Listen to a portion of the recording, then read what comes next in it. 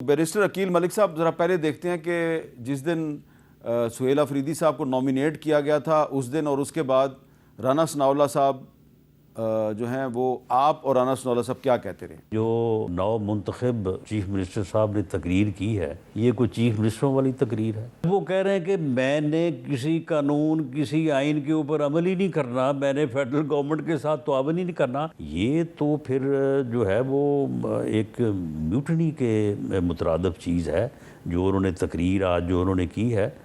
जो NCCIA का notice उनको मौसूल हुआ है, जो उन्होंने गुफ्तगू की है, मेरे ख्याल से पहले तो वो नहीं, वो गुफ्तगू उन्होंने की है फ्लोर ऑफ द हाउस पे। फ्लोर ऑफ द हाउस पे तो आप एक तकरीर कर देते हैं, वो प्रोटेक्टेड है, वो आपका पार्लियामेंट्री प्रिविलेज ज़रूर है, लेकिन उसकी डिसएमिनेशन, उसको स्याह सबाक से हट के जिस तरह के टैग्स, हैशटैग, तहरीर लगा के आपने डिसएमिनेट किया और खौफ व हिरास फैलाने की कोशिश की, लोगों में एक ऐसी सूरत हाल आपने दिखाने या फैलाने की कोशिश की, उसमें तो कानून लगता है ना, उसमें तो कानून हरकत में आएगा। तो उस दिन जब ये बात की अकील मलिक साहब ने तो उनके साथ अली ज़फ़र साहब मौजूद थे और आज भी हमारे साथ अकील मलिक साहब और अली ज़फ़र साहब दोनों मौजूद हैं। तो बैरिस्टर अकील मलिक साहब, अब बताइए कि सुहेल अफरीदी साहब जो हैं वो अदालत ने कह दिया कि कल 4 बजे हलफ लें, तो कल वो हलफ ले लेंगे या अभी भी आप कुछ कर सकते हैं? बिस्मिल्लाहिर्रहमानिर्रहीम। मीर साहब बहुत बहुत शुक्रिया। देखिए, अदालत का हुक्म है और मैं समझता हूँ कि इसके साथ साथ JUIF ने भी एक पिटिशन उनकी तरफ से भी, अपोजिशन की तरफ से भी गई हुई है। 2-4 चीज़ें हैं, मैं चाहता हूँ वाज़े तौर पे सामने आ जाएँ कि कॉन्स्टिट्यूशन प्रोविजंस क्या हैं। गवर्नर का जो रोल है 130(8) में, जब इस्तीफ़ा चला गया, पहला इस्तीफ़ा गया, उसमें जो कुछ लिखा अपने हाथ से वो ये अंडर हिज ओन हैंड वाली तमाम तर चीज़ नहीं थी। मैंने ही 1-2 प्रोग्राम में ये निशानदेही की कि ये कॉन्स्टिट्यूशनली और लीगली स्पीकिंग मैं नहीं समझता कि ये स्टैंड करेगा।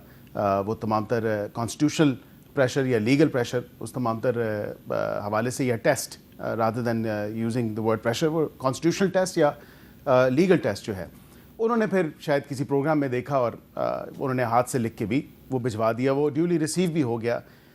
डिले जो क्योंकि मौजूद नहीं थे गवर्नर साहब, और जो डिले हुआ, मैं समझता हूँ इस तमाम तर मामले के ऊपर, क्योंकि एक क्लैरिटी के साथ एक कानून का और आइन का तालिब इल्म होने के नाते, और मैंने बेशतर प्रोग्राम्स में ये बात की, गवर्नर के किसी अप्रूवल, रिजेक्शन या एक्सेप्टेंस की ज़रूरत नहीं है। वो ऑटोमेटिक, क्योंकि आइनी ओहदों का यही तकाजा है और यही होता है आइनी ओहदों में, सिर्फ़ और सिर्फ वो उनको कंटिन्यू करने का कह सकते हैं कि आप कंटिन्यू करें till the time the new chief minister is elected.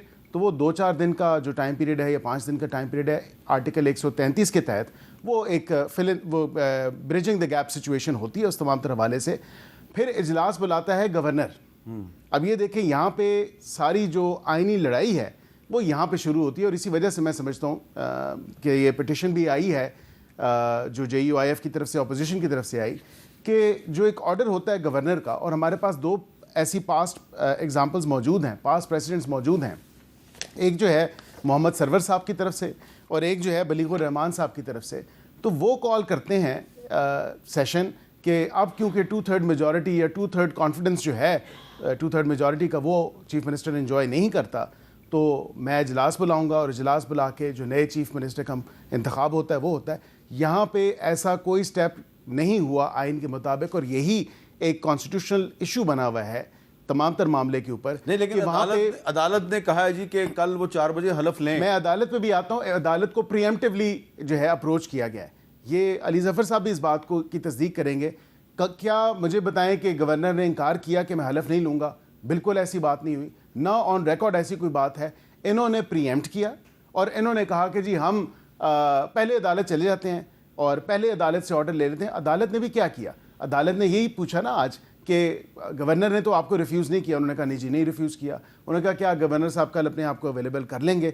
उनके गवर्नर के जो रिप्रेजेंटेटिव थे उन्होंने कहा जी बिल्कुल, वो कल तक आ जाएंगे। तो उन्होंने कहा कल 4 बजे तक वो हलफ ले लें।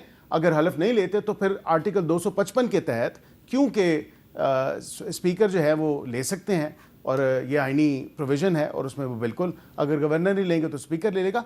आइनी जो एक प्रोविज़न है उसके थ्रू जो अदालत का फ़ैसला है वो बिल्कुल उसका खैर मकदम करते हैं। वो स्ट्रिक्टली इन कॉन्स्टिट्यूशन टर्म्स अगर कहें या लीगल टर्म्स कहें तो वो बिल्कुल ठीक है। लेकिन प्रीएम्प्ट जो किया और ये तमाम तर जो एक्सरसाइज हुई है सर, बात यह है मीर साहब, जो एक्सरसाइज जो इजलास बुलाया, फिर उधर स्पीकर प्रोविंशियल असम्बली ने अपनी कोई इम्पार्शियलिटी, कोई इंडिपेंडेंस नहीं रखी, वहाँ पे फिर बैठ के दीगर जो लोग ओहदों पे हैं, जो इदारों के सरबराह हैं, स्पीकर उनको टारगेट करके उनको कहा, देखिए ना, सियासी तकरीर उस मनसब पे बैठ के सियासी तकरीर नहीं होनी चाहिए, उस मनसब पे बैठ के, उस कुर्सी पे तो जो बैठ आपका के। लेकिन है, लेकिन जी, इस लेकिन के पीछे कोई रुकावट छुपी हुई है जो अभी तक आपने बताई नहीं है। देखिए, लेकिन के पीछे तो ये एक कॉन्स्टिट्यूशनल स्कीम ऑफ थिंग्स में ये ऑर्डर्स हैं। ये ऑर्डर तो मैंने तो नहीं देखा कि सीएम केपीके के इस पर्टिकुलर केस में या इस पिक्यूलर केस में सीएम केपीके की जब इस्तीफ़ा हो गया तो उसके बाद ये कोई ऑर्डर या समनिंग ऑफ असम्बली हो,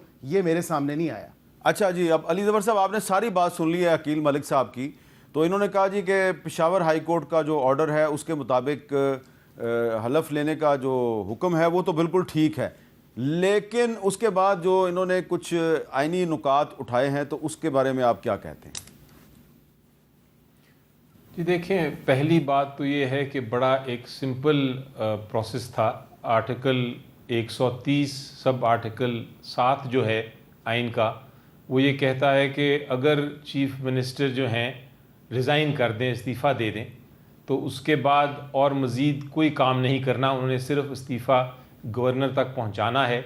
गवर्नर का फिर कोई काम नहीं है कि उस इस्तीफ़े को माने या ना माने, वो इस्तीफ़ा जो है वो इफ़ेक्टिव हो जाता है और वो जो पोस्ट है चीफ मिनिस्टर की वो ख़त्म हो जाती है, वेकेंट हो जाती है, खाली हो जाती है। तो ये चीज़ जब हमने की, उन्होंने अली अमीन गंडापुर साहब ने पहले एक ख़त लिखा, उस पर गवर्नर साहब ने कहा नहीं, ये मैं नहीं मानता। उसके बाद दूसरा ख़त लिख दिया जिसके अंदर दोबारा रिज़ाइन किया, दोबारा इस्तीफ़ा दिया, अपने हाथ से लिखा।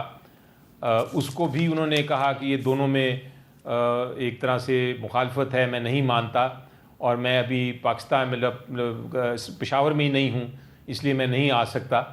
तो ये उसके बाद आपने प्रोग्राम्स देखे और सब प्रोग्राम्स में ये जो PMLN और जो हुकूमत के लोग थे, वज़रा भी थे, वो उन्होंने ये बार बार कहा कि ये तो इस्तीफ़ा है ही नहीं जब तक एक्सेप्ट नहीं होगा।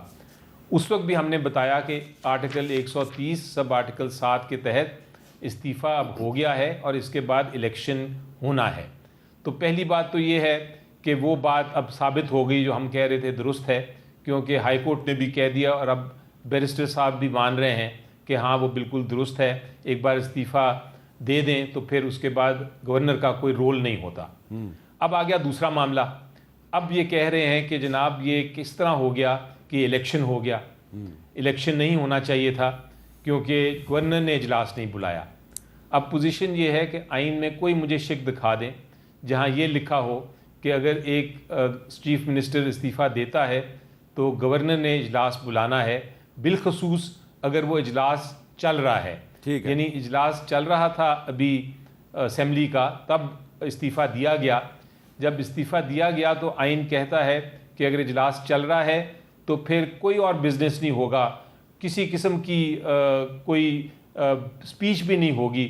सबसे पहले नए चीफ मिनिस्टर का इलेक्शन का आगाज़ होगा और जब तक नया चीफ मिनिस्टर नहीं आएगा, जब तक हुकूमत नहीं बनेगी, तब तक इजलास आगे नहीं चलेगा। ठीक है। तो चीफ जो स्पीकर साहब थे उन्होंने बाकायदा रूलिंग दी उसके ऊपर, और रूलिंग देने के बाद वो पढ़ी, पूरी टीवी पे लाइव आई, और पढ़ने के बाद उन्होंने फिर इलेक्शन किया।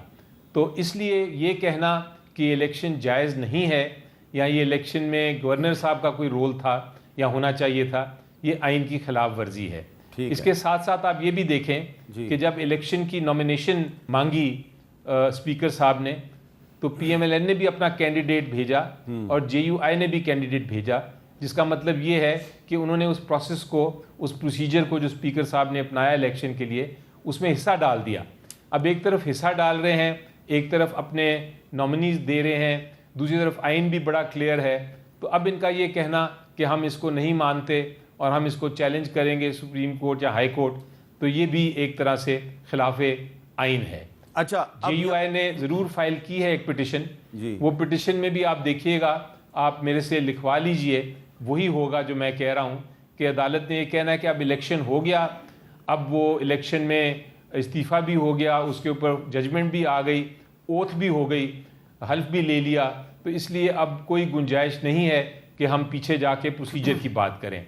और आखिरी बात हामिद मीर साहब, आपको ये भी बताता चलूँ कि जो प्रोसीजर होता है चीफ मिनिस्टर के इलेक्शन का, इसमें इलेक्शन कमीशन ऑफ पाकिस्तान का कोई ताल्लुक नहीं है।